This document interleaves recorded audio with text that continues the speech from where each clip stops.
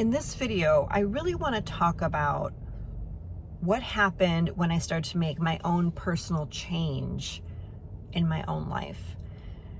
So it shocked me a bit when one of my sons said to me, "Mom, it's like you're this way at church and you're this way when you come home." Now, interestingly enough, we had a close enough relationship for him to tell me this truth and have it make me think, have it make me realize that, wow, I had no idea what my kids were seeing me do, how my kids were watching me behave. And it was quite shocking to me. I also realized with that how I was at work, which was also different from the way I was at church and the way I was at home.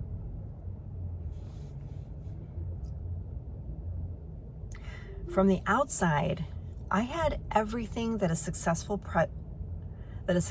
professional would want.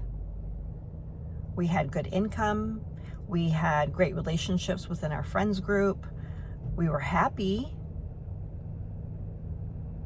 at a certain level, but I knew that deep down something was off. I absolutely knew that deep down something was off, and I ignored it. At least I tried.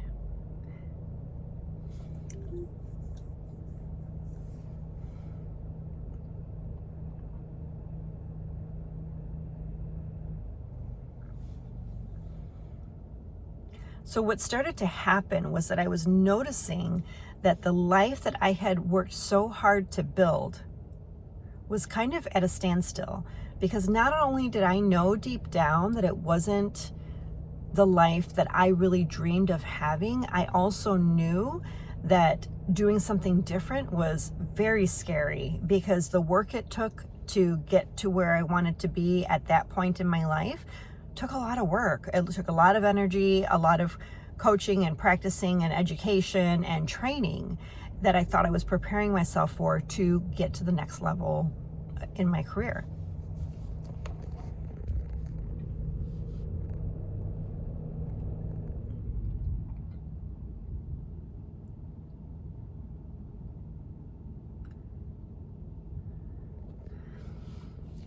So I can say that nothing was crazy dramatic. Nothing was overtly falling apart.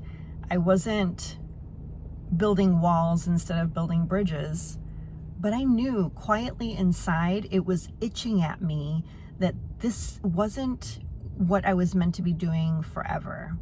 So although I knew it wouldn't be forever, and that's kind of a given for some people, but if you also don't have a pulse on what it meant to transition into something different, to find something different, to look for something that felt good, it's a bit scary to even think about what was possible.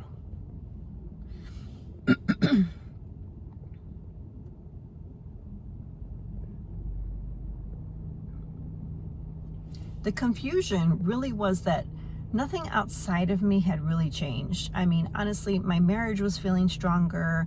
I was meeting women and people that I was connected to. And of course, there's always someone that you're not aligned with. I mean, that's just the nature of that's just human nature.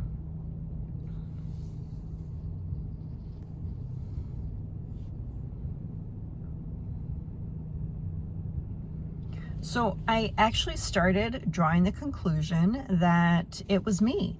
There was something wrong with me. Why am I not happy in my beautiful home that we built together? And our children were thriving and doing really well in their life and in school. We were so proud, are so proud.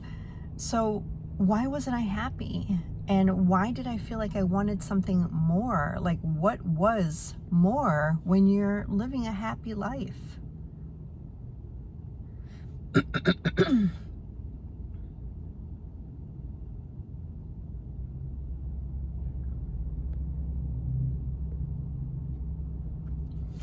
I remember one day I was in the basement and I thought I was alone. And something hit me emotionally.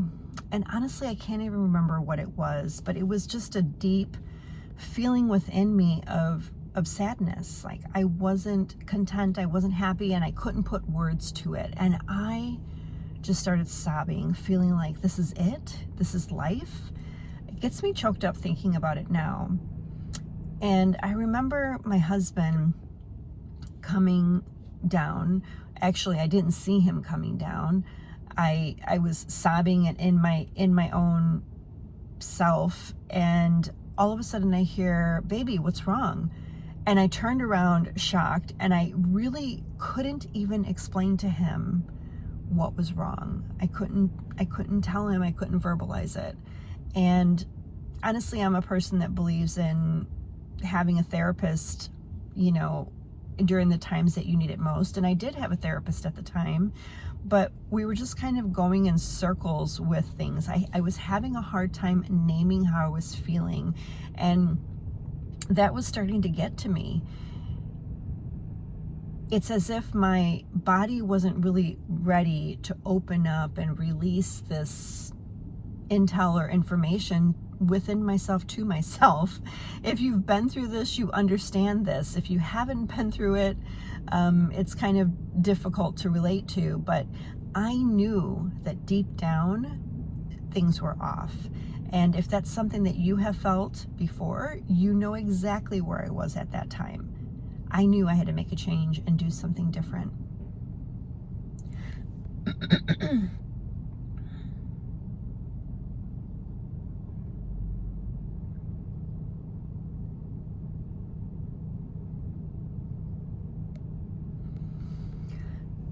So to give a little more context to how I was feeling, I really felt a heaviness and weight in my chest.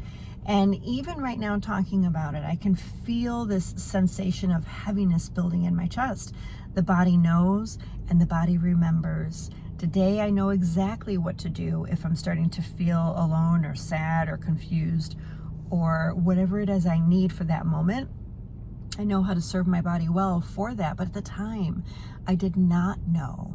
And I felt as if I was hyperventilating. I couldn't breathe, I couldn't stop crying, and I could not articulate what I was thinking or feeling.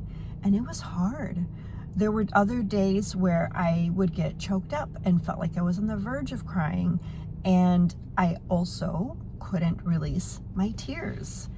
So this was a very tough and emotional time in my life where there really wasn't anything quote unquote wrong. I was in a job that I loved and a marriage that felt like we were just getting closer and closer. And he was very patient and kind during this time where I was very emotional. And my kids were an absolute blessing during that time also. So I really didn't have anything to feel sad about. So what did I do? I turned that inwards to believe that there was something wrong with me. So a huge turning point for me was to stop trying to think my way through. I started wondering, what is wrong with me? Why am I not happy? But it wasn't in a loving, compassionate, patient way. It was in a way that was critical and judgmental. I wasn't asking myself this in a loving, productive, caring way. I was asking myself these questions through frustration and aggravation and disappointment. So that was a huge turning point when I stopped, first of all, being so hypercritical to myself, and then second of all, stopped believing I could think my way through. Instead, I started listening. I learned to get quiet. I learned to pause. When my mind started racing, I learned to accept that my mind was racing, and I learned to let my voice in my own head settle and get soft and get quiet. How did this happen? This happened by me believing it was not worth the time and the effort to be critical and judgmental of myself. So I started shutting down that side of my inner conversation from being critical and judgmental.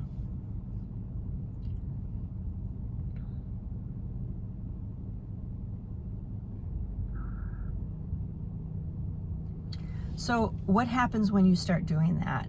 Well, things quiet down, and then you start noticing where the sensations are in the body. Where are you carrying the emotion? Where are you tightening, and where can you relax and be gentler and take some time to just listen? Now, I know that people who are not familiar with what that means to quiet down and just listen to your body, this is something you start to learn and adjust to as you practice it. And so I learned to do this, and I developed a process called and so when I learned to do this for myself, it ended up forming into this beautiful methodology that I call Flowstate Manifesting. Flowstate Manifesting allows you to quiet the mind, listen to the body, and then do something that really supports the creative energy to start flowing again, helping you with decision making.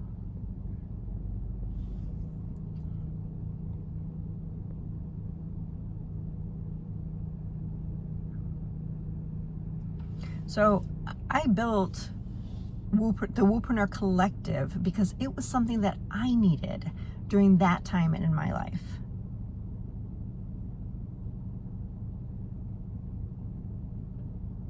And I think you might be in that place right now.